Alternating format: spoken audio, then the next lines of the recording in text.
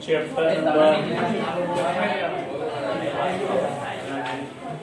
8 उदारीकरण आर्थिक सुधारानी अंदर आर्थिक परिवर्तन जे 1991 માં आर्थिक नीति अंतर्गत जे परिवर्तनो કરવામાં આવે ત્રણ તબક્કામાં વહેંચી શકાય છે. એક ઉદારીકરણ,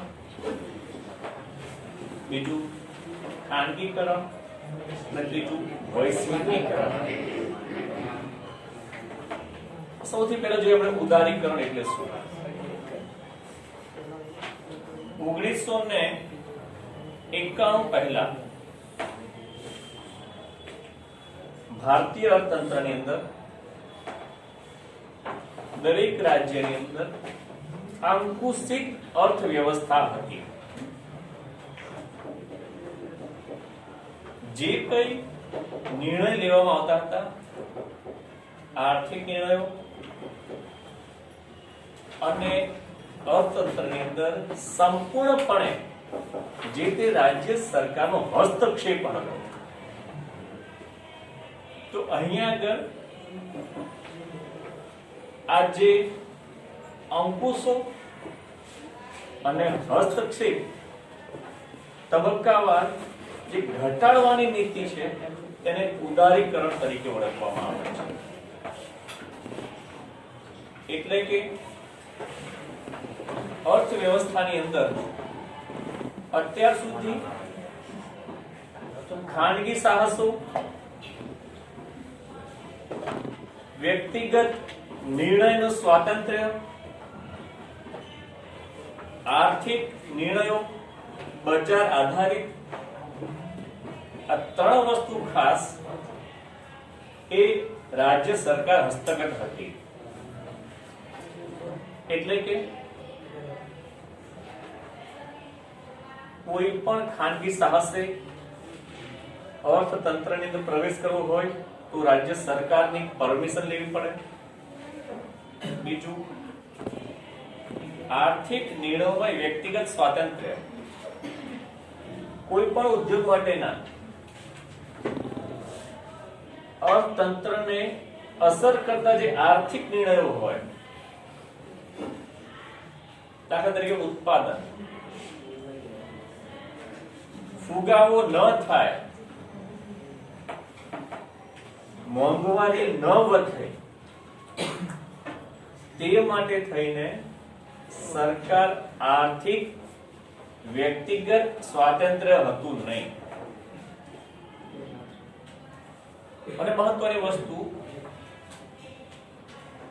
બજાર પરિબળો જે માંગ અને પુરવઠાને આધારે હોવા જોઈએ તે હતા નહીં. તો અહીંયા આગળ તબક્કાવાર સૌથી પહેલા રાજ્ય સરકારનો અર્થતંત્ર પર અંકુશ ઘટાડવું, ખાનગી સાહસોને પ્રોત્સાહન આપવું, આર્થિક નિર્ણયમાં વ્યક્તિગત સ્વાતંત્ર્ય અને બજાર આધારિત રાજ્ય સરકારનો હસ્તક્ષેપ ઓછો કરવાની પ્રક્રિયાને ઉદારીકરણ તરીકે ઓળખવામાં આવે છે. એટલે કે હવેથી 1991 પછી સૌથી પહેલા સરકારે શું કર્યું કે ખાનગી સાહસોને અર્થતંત્રમાં પ્રવેશ આપ્યો. બીજું, આર્થિક નિર્ણયોમાં વ્યક્તિગત સ્વાતંત્ર્ય, એટલે કે ઉત્પાદનને લગતા અત્યાર સુધી જે નિર્ણયો કોઈ પણ કંપનીએ કેટલા એકમોનું ઉત્પાદન કરવું એ રાજ્ય સરકાર નક્કી કરતી હતી. દર વર્ષે કંપનીએ રાજ્ય સરકારની અંદર ઉત્પાદન અંગેના પરવાના એટલે કે લાયસન્સ લેવું પડે, કેટલા એકમોનું ઉત્પાદન કરવું એ, અને છેલ્લે આગળ આપણે કિંમત નિર્ધારણ જોઈ ગયા છે ચેપ્ટર 3 ની અંદર. કિંમત નિર્ધારણ એટલે વસ્તુની કિંમત નક્કી કરવાની પ્રક્રિયાને કિંમત નિર્ધારણ તરીકે ઓળખવામાં આવે છે. તો કિંમત કેવી રીતે નક્કી થાય છે? કોઈ એક વેપારી કે કોઈ એક પેઢી કે કોઈ એક કંપની વસ્તુની કિંમત નક્કી કરી શકતું નથી. બજારના માંગ અને પુરવઠાને આધારે વસ્તુની કિંમત નક્કી થાય છે. તો હવે એ પરિબળ અસ્તિત્વમાં આવ્યું 1991 પછી. તો આખી જે પ્રક્રિયા છે તેને ઉદારીકરણ તરીકે ઓળખવામાં આવે છે. તો ઉદારીકરણ એટલે શું? તો એ વસ્તુ જે આપણે હવે આ ઉદારીકરણની પ્રક્રિયામાં કઈ કઈ બાબતો મહત્વની છે? તો આને પણ સરકારે 3 ભાગમાં વહેંચ્યું છે. સૌથી પહેલા વપરાશકારક ઉદ્યોગો છે. જે ઉદ્યોગો વપરાશકારક ચીજ વસ્તુનું ઉત્પાદન કરે છે તેવા ઉદ્યોગોને ઉદારીકરણ સૌ પહેલા કરવામાં આવ્યું. ત્યારબાદ ખાનગી સાહસોને પ્રોત્સાહન આપવામાં આવ્યું. એટલે કે અત્યાર સુધી જાહેર ક્ષેત્રના એકમોની માલિકીના ઉદ્યોગો વધારે હતા, તેમાં ખાનગી સાહસને પ્રવેશવા દેવામાં આવ્યું. એ બીજો તબક્કો. અને ત્રીજું નાણાકીય બાબતો. અત્યાર સુધી કોઈ પણ કંપનીએ ભારતની અંદર મૂડીરોકાણ કરવા માટે અને વિદેશી કંપનીઓએ ભારતમાં મૂડીરોકાણ કરવા માટે રાજ્ય સરકારની અને કેન્દ્ર સરકારની પરમિશન લેવી પડતી હતી. તો આ નિયમો હળવા કરવામાં આવ્યા. આ 3 તબક્કામાં ઉદારીકરણ દાખલ કરવામાં આવ્યું. તો આ જે પ્રક્રિયા છે એ પ્રક્રિયા કેવી રીતે શરૂઆતમાં સૌથી પહેલા MRTP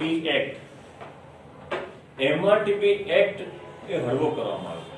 એમાં MRTP જે મોનોપોલી એટલે શું? ઇજારો. તો પહેલા કોઈ પણ ઉદ્યોગનો જે ઇજારો હતો એ દૂર કરવામાં આવ્યો.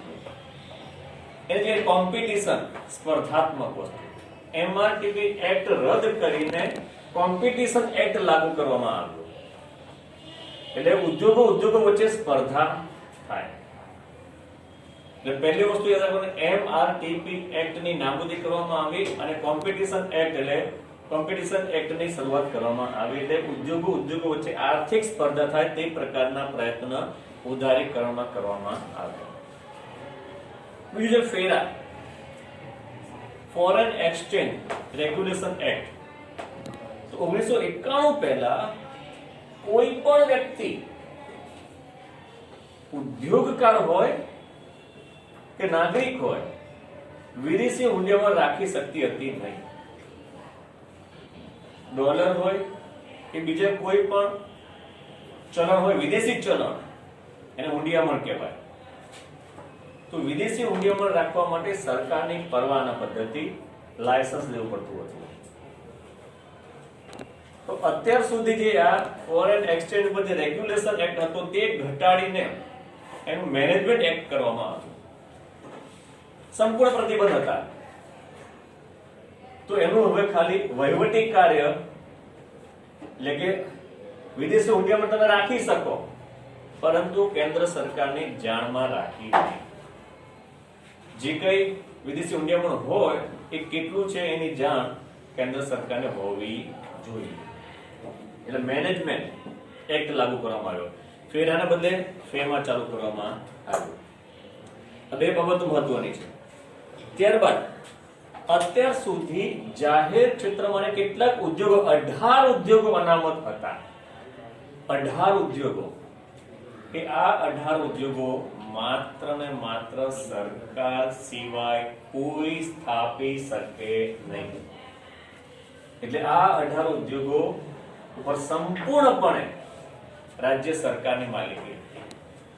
હવે એ ઉદ્યોગોમાંથી 18 માંથી માત્ર 3 ઉદ્યોગો જ જાહેર ક્ષેત્ર માટે અનામત રાખવામાં આવ્યા. 18 ઉદ્યોગોમાંથી 3 ઉદ્યોગો જે દેશ માટે મહત્વના હોય તેવા ઉદ્યોગો પર સરકારે અનામત પ્રથા ચાલુ રાખી છે. એટલે કે જાહેર ક્ષેત્રમાં અત્યાર સુધી જે ખાનગીકરણનો પ્રવેશ ન હતો તે ખાનગી ક્ષેત્રનો પ્રવેશ કરવામાં આવ્યો. એટલે સરકારે જાહેર ક્ષેત્રમાં ખાનગી ક્ષેત્રનું પદાર્પણ કર્યું. ત્યારબાદ વિદેશી મૂડીરોકાણ. 1951 પહેલા કોઈ પણ વિદેશી કંપની ભારતમાં સ્થાપી શકતું હતું નહીં. કોઈ પણ કંપની ભલે ગમે તેટલા મૂડીરોકાણ કરવા માંગતી હોય તો વિદેશી કંપનીને ભારતમાં એન્ટ્રી હતી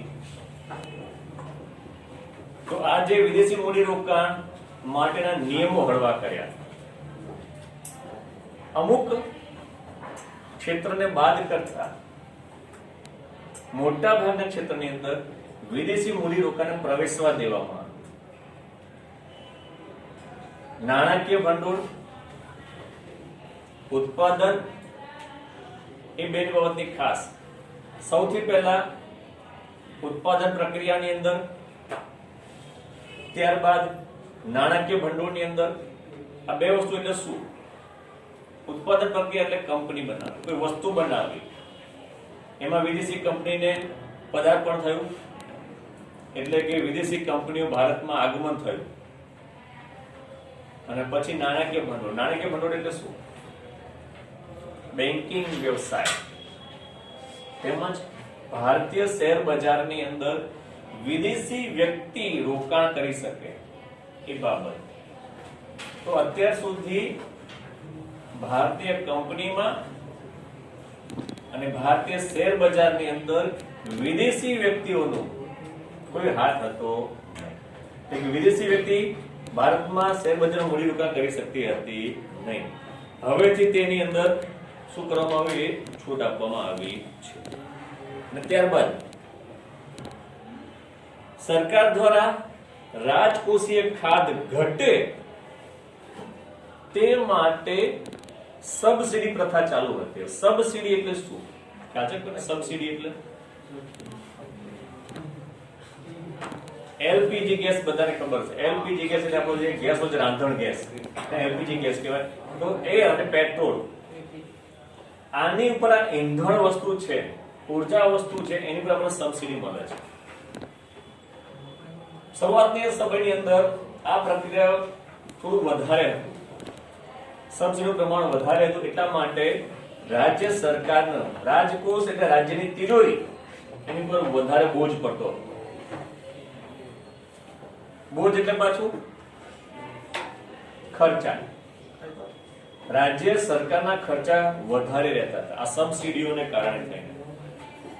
તો હવે એ સબસિડીઓ ધીરે ધીરે કરતા ઘટાડવામાં આવે છે.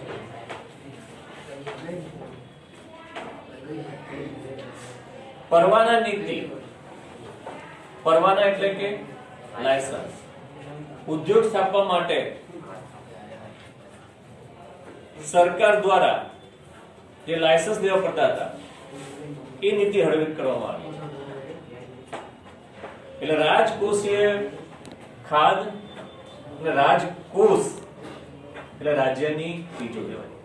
આ બંને પર ભાર ઓછો રહે તે માટે સરકારે તબક્કાવાર સૌપ્રથમ વપરાશી ચીજ વસ્તુ, ત્યારબાદ ખાનગી સાહસ અને ત્રીજી વસ્તુ નાણાકીય બાબત. આ ત્રણેય બાબતો પર ધીરે ધીરે કરતા પોતાના અંકુશો અને હસ્તક્ષેપ ઘટાડવાની નીતિને ઉદારીકરણ તરીકે ઓળખવામાં આવે છે.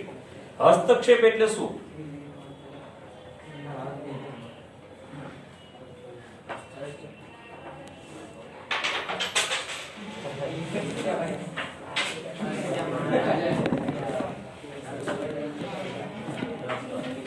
ચલો હસ્તક્ષેપ એટલે બોલો છો.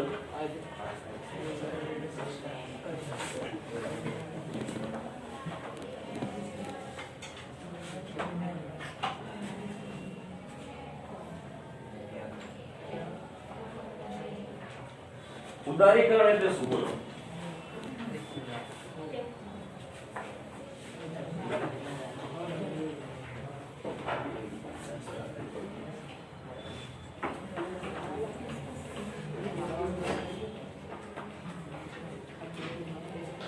ઉદારીકરણ એટલે શું?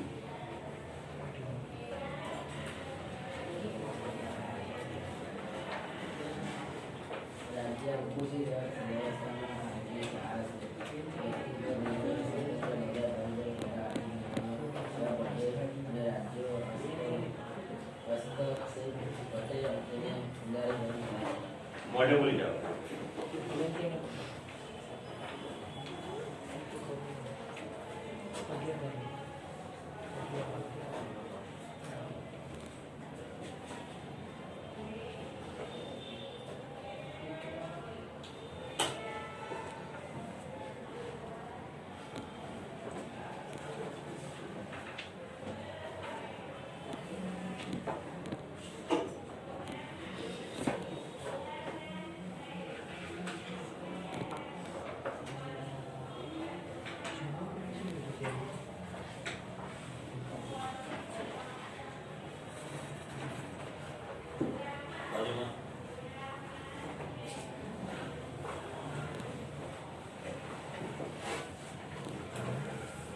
હસ્તક્ષેપ એટલે શું?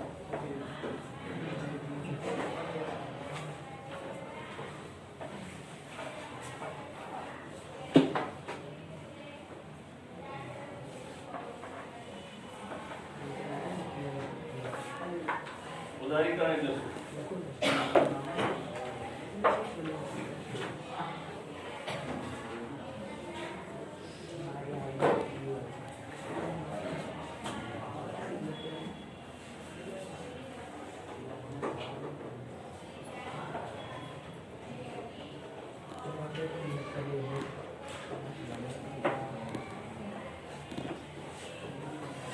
સિદ્ધિક, બધું ઉદારીકરણ એટલે શું?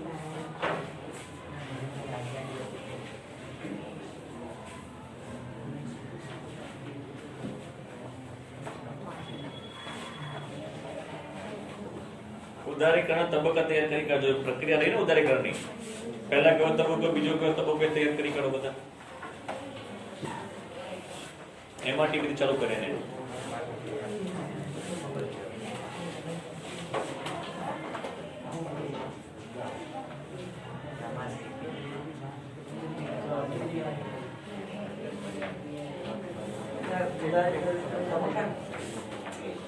તો બોલ્યો કેવું બોલ્યો ઉદારીકરણ સૌથી પહેલી તૈયાર કરી કાઢો. પહેલી ઉદારીકરણ વ્યાખ્યા ખ્યાલ આવ્યો બધાને? એ એમાં પૂછી શકો કે બજાર પરિબળ એટલે શું? બજાર પરિબળમાં કઈ બે બાબતોનો સમાવેશ થાય છે?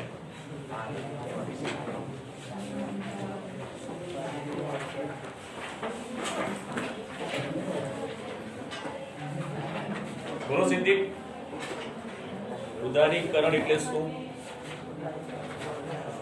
ઉદારીકરણની પ્રક્રિયા ના કયા તબક્કાનો સમાવેશ થાય છે?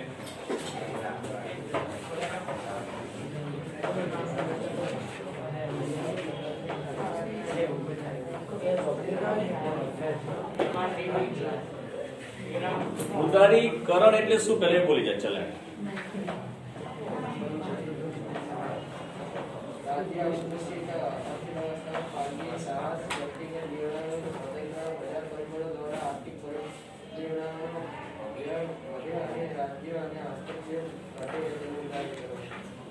ચલે મોઢે બોલી જાઓ.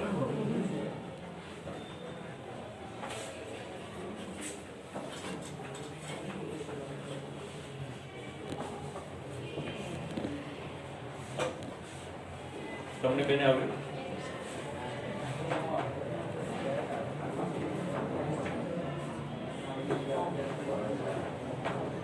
કોને તૈયાર થઈ ગયું? ઉદારીકરણની વ્યાખ્યા બેના તબક્કા.